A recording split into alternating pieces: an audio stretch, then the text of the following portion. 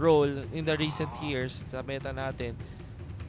But I doubt the TNC will go for the support Lina. Although it's still viable kasi maganda yung chain stun potential nila para sa next assassin If into you think LSA. about it din naman, TNC obviously won't go for just the Lina, you know, all eggs in one basket type of strat. So they still have 3 picks to go. It still could be something else that won't be too heavily impacted by the silencer pick naman ng Happy Feet. TNC Pro Team though, gonna be banning out LD, or the Lone Druid. Yeah. So support Lina, I would actually, sige, tingnan natin. Do they play a fair amount of support Lina TNC? I guess siguro nung dumating si 1437. Kasi 1437, oo, tama. Nakapaglaro naman din ng maraming support Lina si 1437. So I guess TNC Pro Team before 1437 came, laging core yung Lina nila. Now, that nandiyan na si 1437, possibly nandiyan na yung idea of support Lina being viable. So, yeah, but we're dipping it too much into it. We just have to see lang muna. Sige, tama ka naman. What Happy Feet want to pick for their third. So ban out dito Lone Druids as well as the Juggernaut. Again, Raven play. So very good Juggernaut ever since talaga. Ever since. Do they want to ban out every single Raven hero dito, or is the core? But maybe just the Juggernaut na lang because he has, I think, the most utility out of most of the carriers din naman. He has, you know, with that healing ward plus the Omni Slash, super good in team fights. TNC though, banning out the next assassin, the Lifestealer Nikes. Yep. And Omni Knight for Happy Feet. Oh yeah, actually Omni Knight would be a good answer din naman to the silencer to keep the Lina, you know, repelled every single time. Yep, for sure. Tapos potentially, I mean, naturally ang item progression dito ng item build up ng isang Omni Knight is gonna be the Guardian Greaves, which is a total counter against silencer. Syempre, every time that you pop that global silence, easy way to dispel yung kanilang silence is the Guardian Greaves. So, yep, yeah, pa-message na lang. Yep. Yeah. Okay, still, this is probably one of the slowest drafting phases we've seen. Kasi right now, I feel like Happy Feet are putting everything on the line. Kasi there is like, what, 0 to no chance, or like little to 0 chance na lang of them actually being one of the top 5. With that being said, parang 9 games na lang overall lahat ng teams, diba? And they've already lost 4. TNC's So turn to their pick. chance right now is to get 5 straight wins, and the possibility na lahat ng mga nasa middle ground ng standing sa tingin mag-drop lower than them. I don't know the exact, pero that's about the ano. Yeah, parang bukod sa kailangan nilang mag-play perfectly, kailangan pang pangit yung performance ng mga kalaban nila. So, napaka-iffy dito na situation ng Happy Feet. Tama ka naman. That's why they're taking their time right now. Faces Void is the pick for Happy Feet. Samantala, TNC still taking their time. Will actually get the Darkseer. So this will be a support mix assassin. So it seems that Sam H will take that one. And Darkseer, pretty safe offlane. Yeah, Sam H does play that. Faces Void for Happy Feet. Alright, I mean, so it kind of makes it awkward. Chronosphere into a epicenter. Epicenter is okay, pero in a way you're kind of disabling the 5 seconds remaining. a Sand King. well, for sure. Or maybe gilid Chronosphere, gilid yeah, Epicenter. something like that. So, something like usually, ganun naman yung ginagawa ng mga teams ngayon. Eh. Parang, sobrang awkward nung Faceless Void plus Ven na lineup. Pero, for whatever reason, people are kind of prioritizing it. Kasi ginagawa ng Faceless Void, maybe they won't get the Chronosphere on the course. They go for the backlines, the extreme backlines, to stop the aggression. Parang hindi nila ginagamit yung Chronosphere to lock down or to kill someone. Ginagamit nila yung Chronosphere para walang backup kung sino man yung nasa harapan ng hero nila. So maybe that is the case for Happy Feet. But right now they get the Razor. So this now makes more sense why they picked up the Faceless Void. Kasi gagawin nila is just use the Chronosphere or maybe the lockdown from Sand King to suck the damage or to help Razor deal the damage while also getting more damage for himself. Tapos meron ka pa Eye of the Storm. So this, at least now Happy Feet is showing that what they want to do is fight around the Faceless Void and the timing of the Sand King. Alright, so with all of this Team magic damage coming out from Happy Feet, TNC decides to give Raven that anti-mage. Last na lang dito for TNC would probably be their position 5. 10 seconds remaining. You know what would be good for them? I think a Rubik would 5 be nice seconds remaining. for TNC. Checking out how many... Yeah, actually they banned that out yung Rubik dito. TNC Never mind. turn to Never bat. mind. Yeah. Never mind. Dami nga naman pwedeng manakaw dito ng Rubik. So, good read doon, parang Asuray. Yeah. At TNC, what will they ban out? They still don't know if this silencer will be a support or a core, but knowing Filipino 10 teams, seconds they usually remaining. run silencer as a support. Parang ano, yung times 5 pala lalo nung seconds in-spam remaining. ni Kibo yung kanyang silencer. Mm. But in the Reserve silencer time. as a core is not bad dito kasi pwede niyang spam out yung TNC's arcane curse dun sa turn Lina to during the laning phase. So Jakiro will be the last pick for Dire TNC. team pick. Okay. Oh, So this will be a Lina core para sa TNC. Then he can go Templar so Assassin. TA, okay. Classic matchup dito para sa Lina versus Templar Assassin. Parang wala masyadong may distinct advantage over the other. It's just that Lina, if he can shoot through the refraction charges, kaya niyang tapatan ng Templar Assassin. But Templar Assassin, with the right angles during the laning phase, kaya niya rin i-zone out ang isang Lina. yeah. Tank, and yeah, deal the damage and harass him there. So, I like this combo from TNC. Vacuum into Macro Pyre. Yeah. Into... Ice Path. Yeah, Ice Path. That's gonna be huge. It'll be huge indeed. Tapos, pwede pang Ion Shell dito para sa Nyx Assassin. So, very, very good draft dito for TNC Pro Team. And I also find it questionable, sorry, to draft a Templar Assassin into a Darkseer. Actually, medyo ngayon ko lang naisip. Kasi ako, personally, kapag may Templar Assassin ako kalaban sa Pops, matic pick ko is the Darkseer because the Ion Shell can just completely delete in a matter of 1 second or maybe 1.5 seconds ang isang refraction. Kasi yung damage ng Ion Shell is like 6 for every second. Hindi siya yung parang hindi siya yung 1 damage per second. It's actually parang 6 instances in 1 second. So Templar Assassin will just melt dito on the side of Happy Feet. Of course, For pre-BKB. battle. Pero yeah, Yeah. we are headed into the game, mga chong. Uy. So here we are. Let's have a rundown of our players here for TNC, the top standing team in our SEA qualifiers for the International 2017. 1437 on the Jakiro. Tims as the next assassin. We got Cuckoo on the Lina, Raven with the anti-mage, and last but not the least, Sam H as the off-lane Darkseer. And on the side of Happy Feet, you have Jesse Vash on the support. Silencer, Ben Hur naman ang ating Templar Assassin, Jayo on his carry, Razor. Jules will be your Sand King, and Yach Toto will be your Chronosphere Lord or the Faceless Void. Last player to be killed. Yeah. So I'm just gonna make some of my predictions dito. 30 seconds to battle. How long will the game? Alright. Happy Feet, hindi pa rin sila nagpapalit ng logo at medyo nakaka-trigger. Interesting, you know. It's always HF. I think it's a statement. Coming Statement. from them. But they don't need any of your fancy graphics. Quick.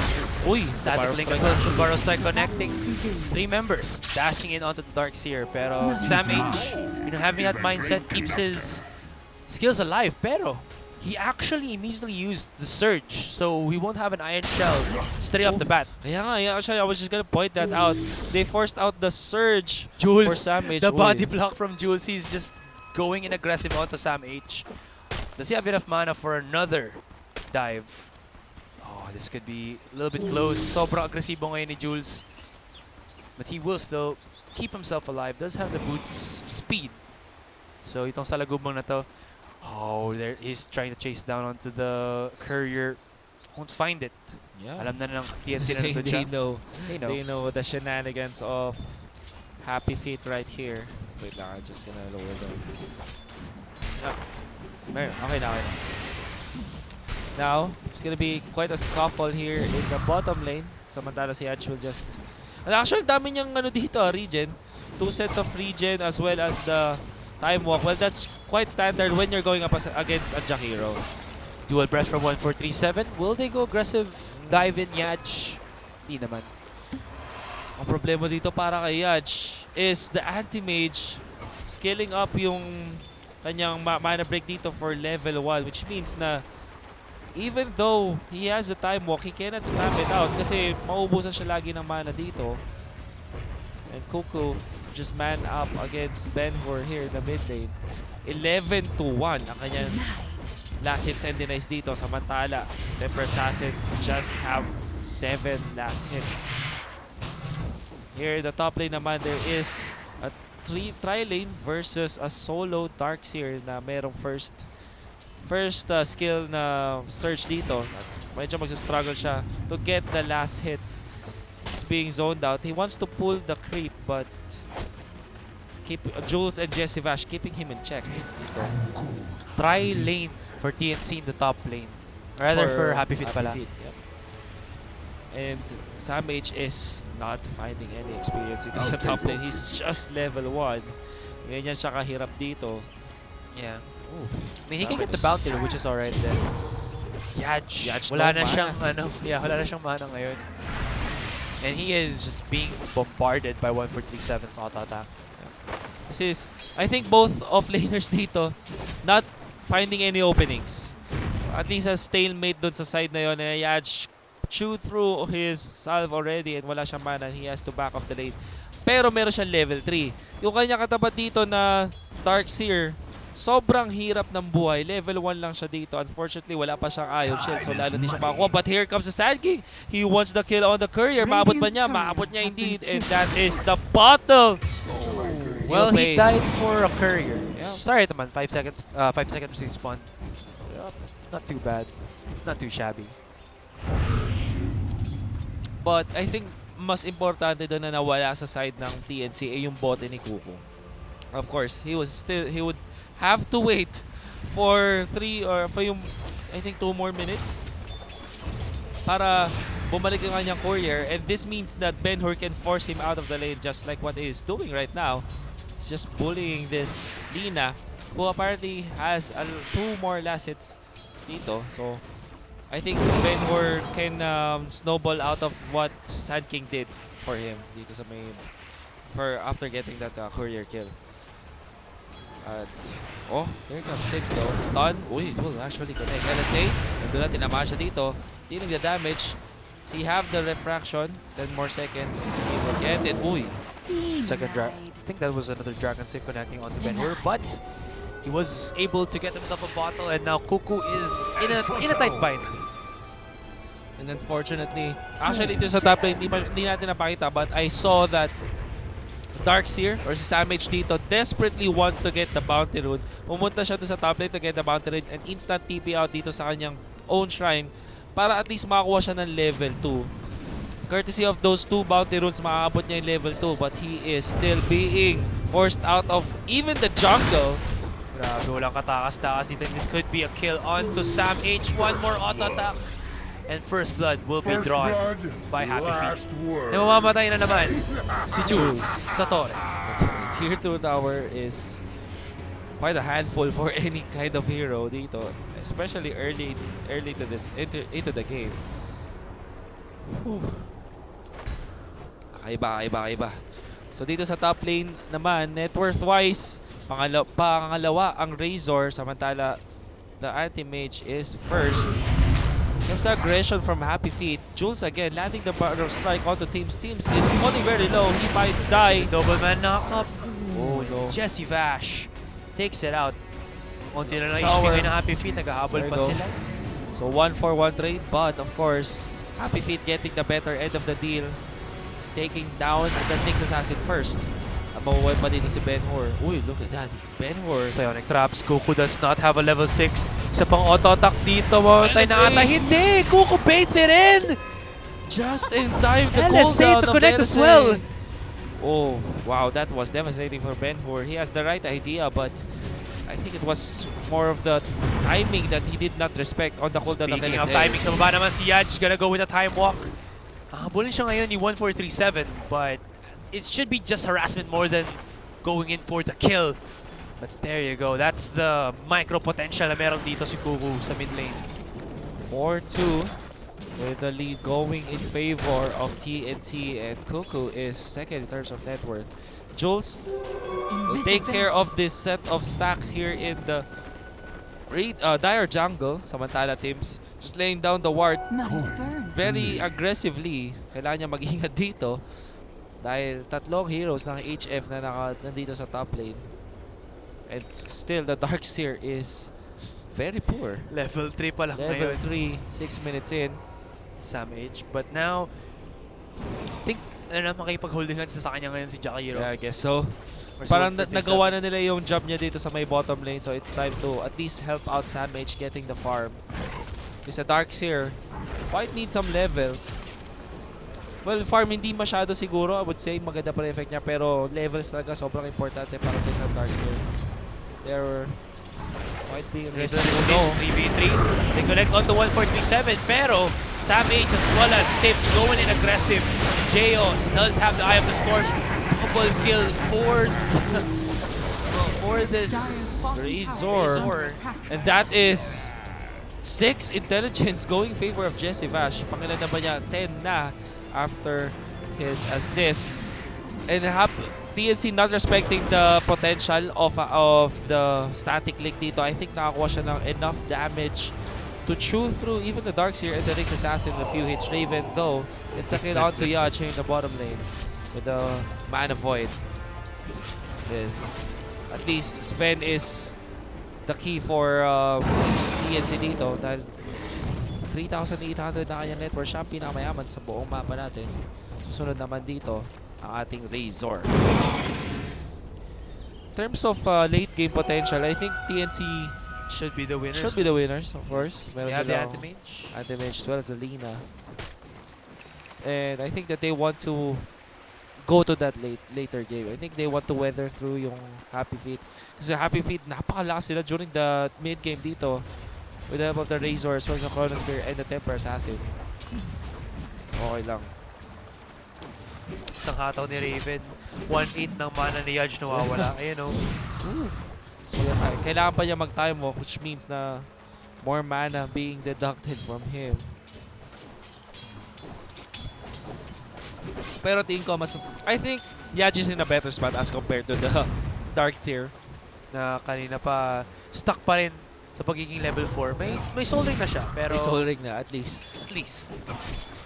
Pero level 4 Darkseer, it's nakaka-cringe eh. Kasi alam mo ba rin nga Soray, mahilig talaga ako magdala ng Darkseer. Usually, it's, I mean, Darkseer usually dominates the lane eh. Yun why you draft the Darkseer. Fortunately for TNC, maganda yung try lane na pinakita dito ng Happy Feet dito sa top lane. Sam H trying to get himself a little bit more XP and, well, gold around the own jungle of Happy Feet. But he should be a little bit careful. Pag nag-go in na dito si Jules, baka matokang siya. No actual adjusted, pero as I say that, there is gonna be rotation here in the mid lane with Kuko getting the kill on Benhor. Statically from Jo, steals around 60 damage from the Lina.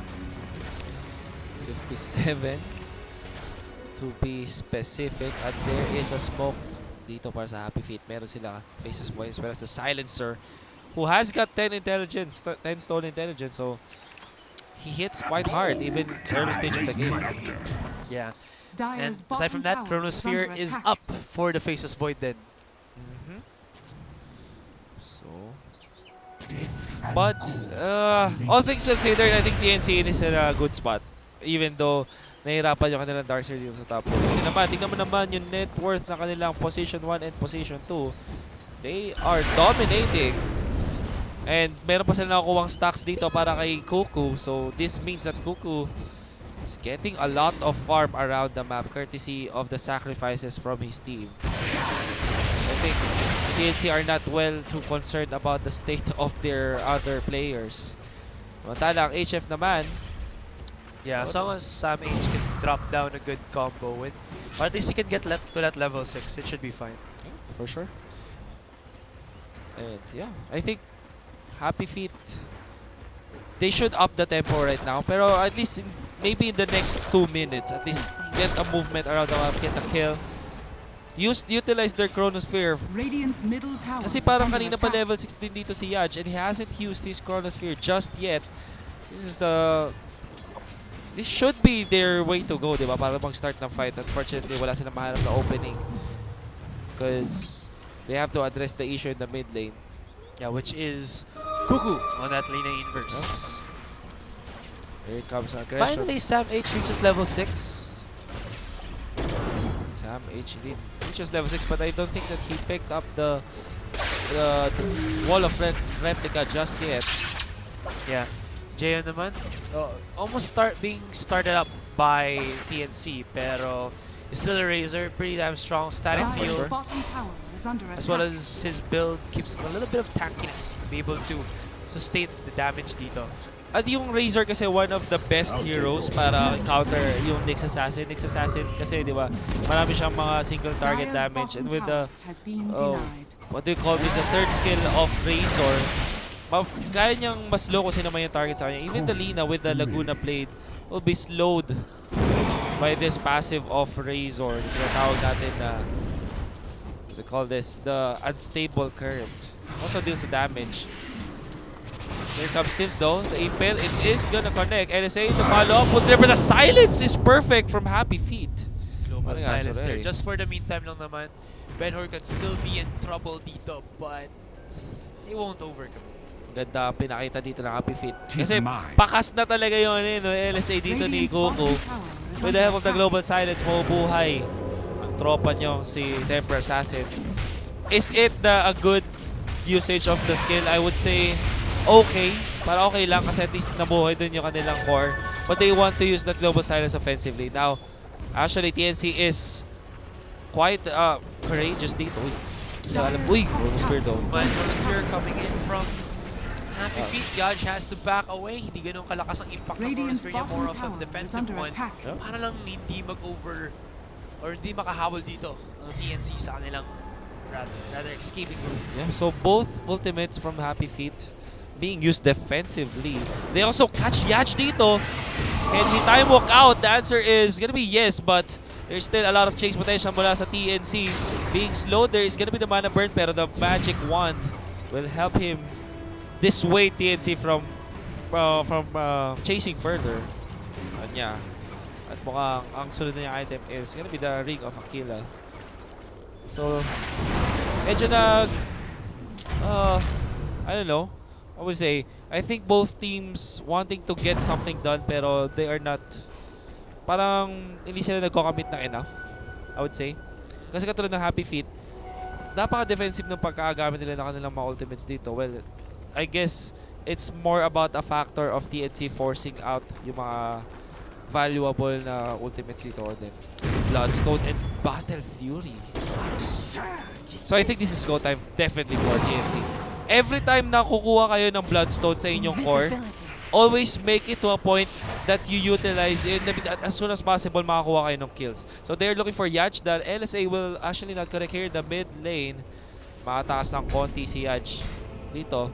Pero nga, going back to what I'm trying to say, kapag meron kang Bloodstone type of core, katulad ng Lina, katulad ng Storm Spirit, always make sure that you make movements doon around that to rack up yung Bloodstone charges mo. So I think that TNC noticing that they want now to make moves around the map, get a kill.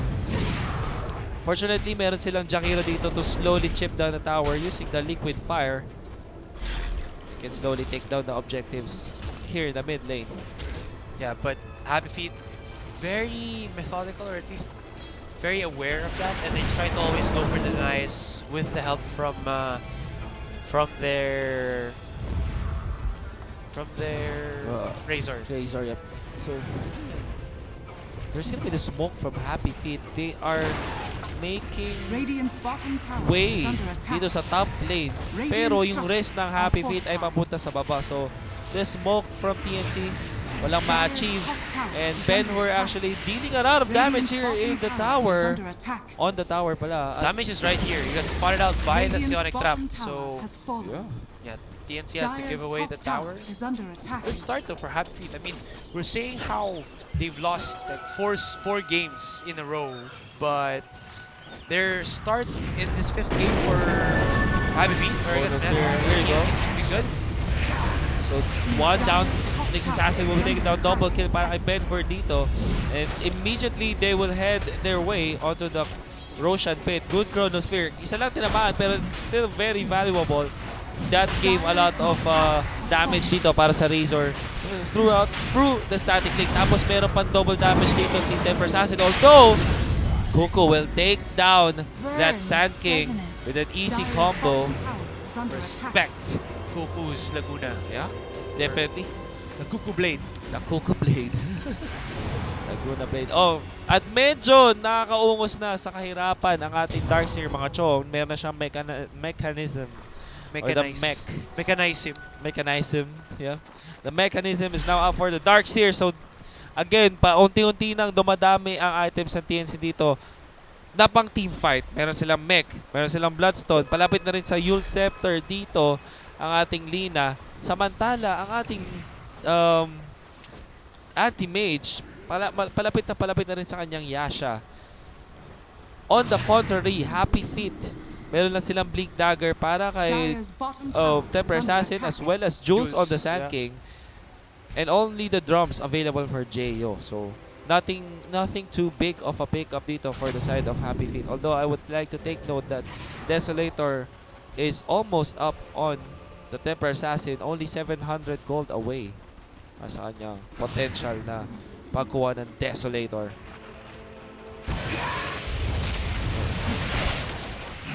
Pabati daw, sabi ni Dave Alioso. Nag-PM pa talaga, matindi. Pero okay lang. Mahal namin kayo. Ito na, the rotation from Happy Feet. They feel they're comfortable enough to actually go for a team fight. Macro buyer from TNC though, just to blot out their pathway. Pero syempre mga range heroes to, kaya nilang paglaruan yan. But they do clear out, or they do pick up the creep wave. Oh. Which stud though, coming in from Happy Feet. Do they know? They actually know there's gonna be the Vendetta Impel onto the Silencer, but they still have the Global Silence. Uy, vacuum into wall! Tapos sa tatlo, Chronosphere will catch the Darkseer. Only the Darkseer remains, LSA to connect. There is Kuku diving in with the Laguna Blade before the Global Silence comes out. But this is 2 members of HF already down. Actually, 1 member of HF, 2 from TNC. And this is only, well, TNC trying to maybe go for another fight, pero the anti-mage does not want to join in at all. Sobrang farm heavy ngayon ginagawa ng playstyle ni Raven. Yeah, I think that is, well, that's the nature of the anti-mage. Hindi naman din talaga pipiliin para makakuha ng laban, but at least Lina gets the kill onto the Faceless Void. So 2-for-1 trade offlane for offlane plus the support dito for sa TNC. That is still gonna favor Happy Feet. But in terms of overall impact, I think Anti-Mage is doing a better job dito. Kasi parang minimitigate niya yung net worth na nakukuha ng Happy Feet off of those skills by farming elsewhere around the map. The thing with the draft of TNC, yung Nyx Assassin, Jakiro, parang hindi naman siya masyadong item dependent, I would say, as compared to the other types of heroes. So, in terms of impact, I think may impact pa rin naman ang TNC dito despite being killed around the map with yung supports nila. So, smoke dito para sa Happy Feet. Okay, so the Roshan is their next target. The Arcane Rune is available for Temper Assassin to spam more ang kanyang skills dito, the melt as well as the refraction. Uy, naku, Kuku! You stepped in the wrong neighborhood! Chasing him down. So, Ben-Hur has, I believe, he denies himself. Yeah, Ben-Hur has a Desolator right now as well.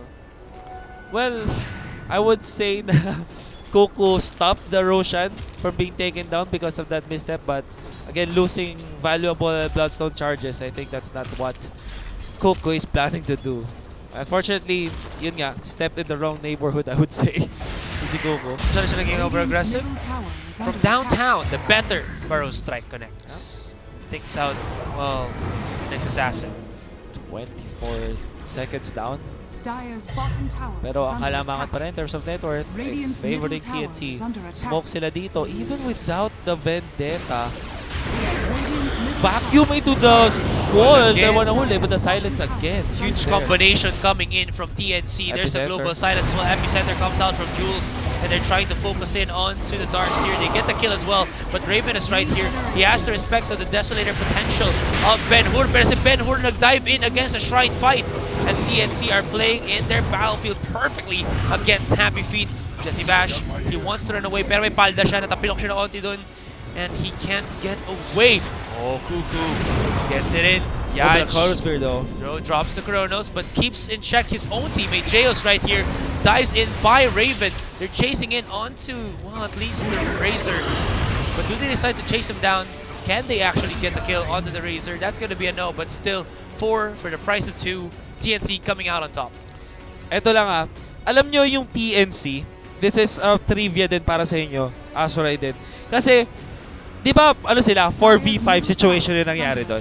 TNC, ang lagi sinasabi sa kanila ng mga foreign analysts is, sila yung tipo ng team na kahit 4 versus 5, lalaban sila. Alam nila yung, parang kabisado nila yung strength ng lineup nila na kaya nila lumaban 4v5. Also, meron kasing element of surprise yun Naturally, yung mga teams, pag alam nilang meron silang one-man advantage, alam nila na pwede sila mag-push. So, ang ginawa dito ng Happy Feet, by instinct, kasi alam nila lamang sila ng isang hero, nag-push sila sa mid lane. TNC naman, they are willing to risk na meron silang na 4v5 disadvantage dito sa kanila, and they surprise Happy Feet and they get the valuable kills out of that. 4-4-1 ang naging trade. Pero dito sa top lane, there's gonna be the aggression on the next assassin. They will get the kill. Praskuhan dito. But here comes Raven. Once more. He's being a bit more confident with his plays. Oh, the vacuum! All of humanity. Yaj trying to run away there. Use the Interceptor, and there should be a connection into the LSA, into the Laguna Blade, and that's going to be Cuckoo with the shutdown. Mahabol pa siya ngayon kay Jesse Bash on the silencer. Doesn't have the connection onto the stun just yet, pero the damage has been done too for one trade. Support for a core and off lane of Happy Feet. Wow. It's just TNC.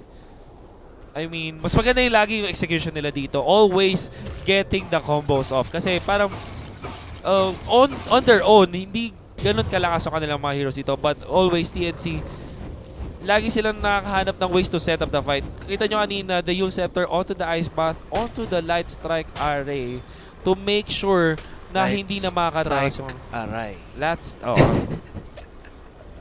I agree with that. That is Light Strike Aray. Naku po. Ay, naku, Azurai. My heart is so aray. My heart is so aray. Sabi nga ni Paren Black. Okay, live update is Fnatic 1. Fnatic with a victory over Mughal. So, they still are on the top of the pack. Ito kasi yan, bakit papangalan mo sarili mo Mughal? Elite na character nun sa Final Fantasy. You should call yourself Bahamut. Bahamut. Para naman may may tikas, kumbaga. Matikas ang yung laban. Naglalaro ka ba ng FF? Yan. Long before Brenda Silence will be coming Okay. dito. On to Cuckoo. And they're chasing him down. Ooh, Fury. Hell hath no wrath like Happy Feet's 0-4 scorn. Yeah.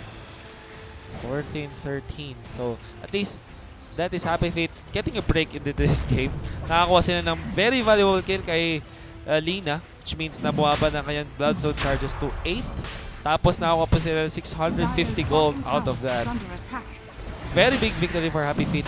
But, naku, ito na Azurai. Kakasabi ko lang kanina, para kontrahin ang Silencer, kumuha ka ng Guardian Greaves. At may Guardian Greaves na ngayon ang tropa nating Darkseer. Sam H na kanina, sobrang bulit na bulit. Ngayon, siya na ang isa sa mga, siya na yung mas magandang offlaner dito. Has got a lot of farm. 8,900 na kanya net worth. Nakabangon na sa kahirapan si Darkseer. Si Sam H on his Darkseer. Iron Shell teams the Vendetta. Oh. Munti ka na tumaklaw si Teams. Does Yaj know though? That is a question. 1, Oh 4, no, 3, 7, 1, 2, caught 3 out for the hits. meantime. Ice Path though. There's Oh, the Chronosphere. no. Pero walang nahuli si Yaj. I mean, they get Oh. themselves at least the Jakiro, pero that was a very wasted Chronosphere. Wasted Chronosphere indeed. Remnants of his teammate Jesse Bash. Ang nangyari dito? Medyo nag-start to spiral out of control na ngayon ang farm ng ating anti-mage. He is 4,000 ahead of almost anybody, even his own teammates. yeah. In terms of kill score, actually, Dire's middle tower is under hindi pa attack. namamatay dito si Raven. Has yet to die. 304. So siya lang ang, at 0410 naman ang ating Sand King. 524 ang ating Lina. So makikita nyo naman yung overall impact dito ng mga cores.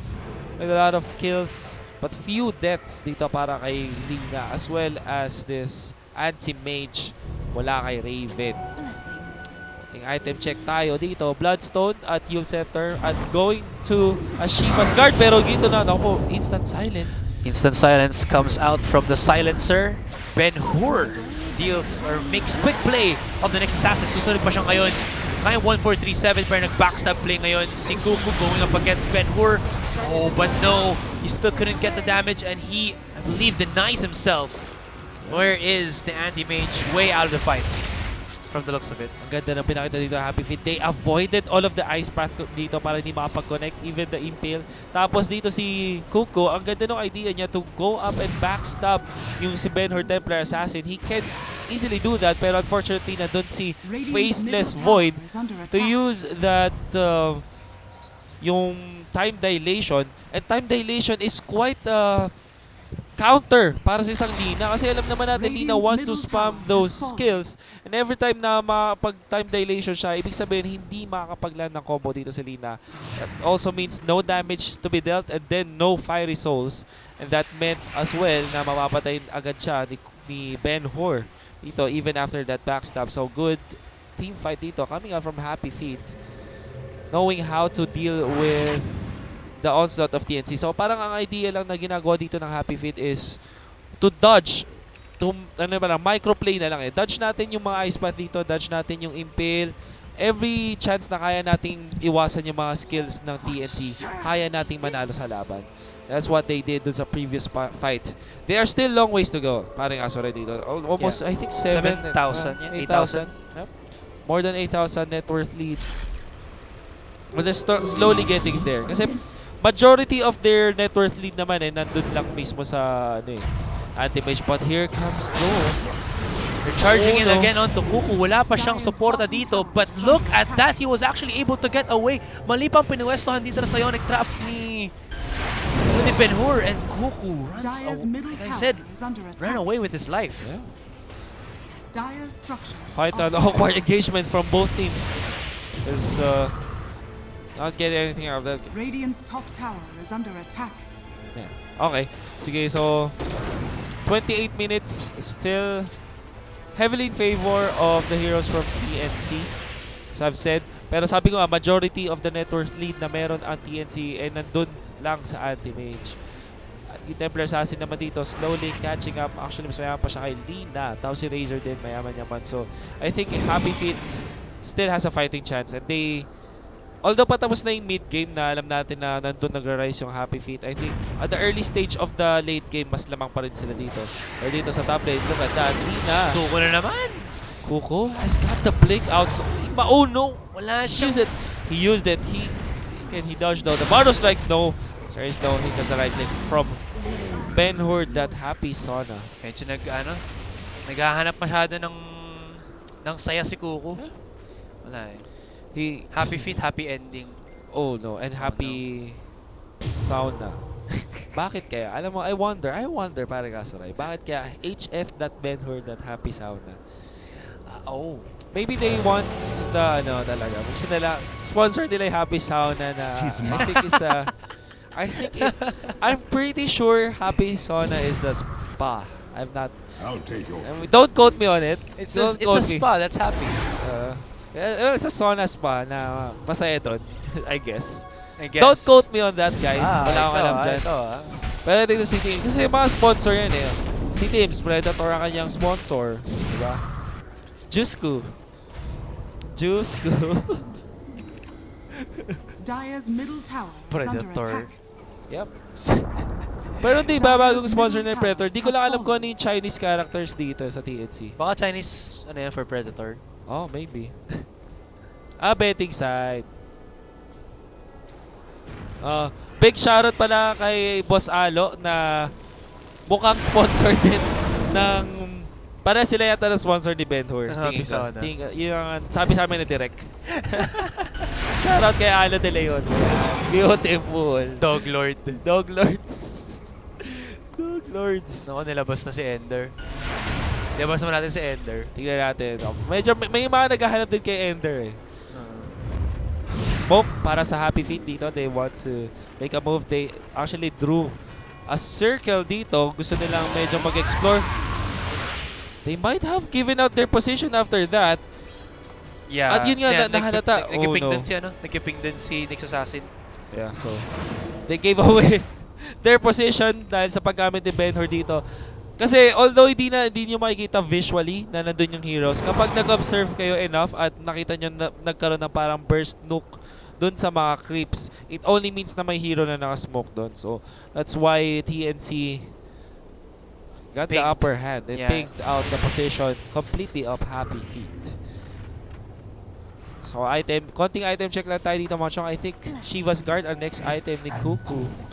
Yun na nga, sabay na siyang plate main. And then may Abyssal Blade na si Raven, just like that. Samantala, meron din siyang BKB. Napaka-farm ng ating Raven dito. Go Scepter for around 437. Yung last hits niya, it's around 402 na. Dire's 402, bottom tower is exactly. under attack.